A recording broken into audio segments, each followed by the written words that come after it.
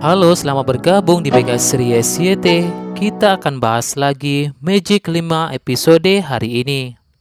Naura pun berkata kepada Rasya, merasa ada sesuatu di bawah jurang itu. Sementara itu, Rasya pun minta Naura istirahat dulu karena Naura baru saja selamat dari tenggelam di danau itu. Namun perasaan Naura merasa tidak tenang. Rasya pun lantas mengikuti keinginan Naura. Rasya minta Naura tunggu di atas sana, sementara itu Rasya pun akan turun di jurang itu. Rasya tak mau jika Naura kemana-mana.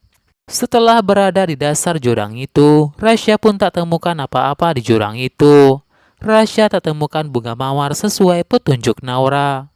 Rasya pun lantas tiba-tiba mendengar suara minta tolong, begitu juga dengan Naura.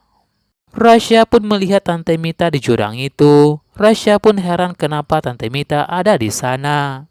Tante Mita pun akui kepada Rasya jika tadi melihat hantu Angel. Tiba-tiba Tante Mita pun tak sadarkan diri.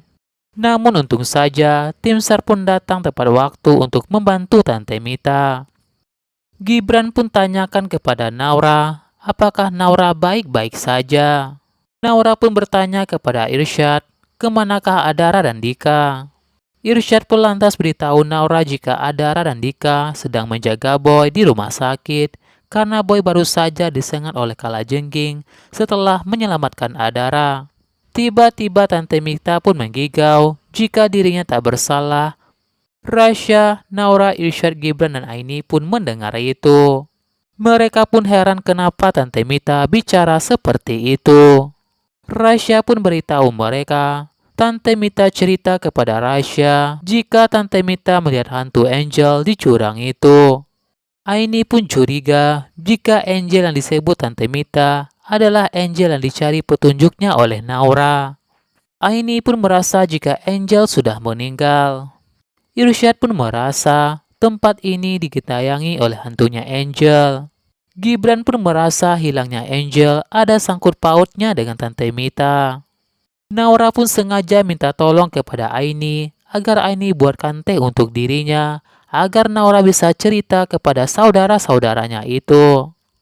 Naura pun lantas mencerita kepada Rasya dan saudara-saudaranya jika Naura mendapatkan sebuah petunjuk bayangan-bayangan tentang bunga mawar dan liontin. Tiba-tiba guru pun tanyakan kepada Naura kenapa buku 3 tahun yang lalu ada di Naura. Naura pun jelaskan jika buku itu ditemukan Naura di hutan itu. Sementara itu, tim SAR pun berhasil menyelamatkan HP Rasya. Saat melihat buku Angel, tiba-tiba Naura pun kaget. Buku itu tiba-tiba kebakar dan memberikan sebuah peta petunjuk.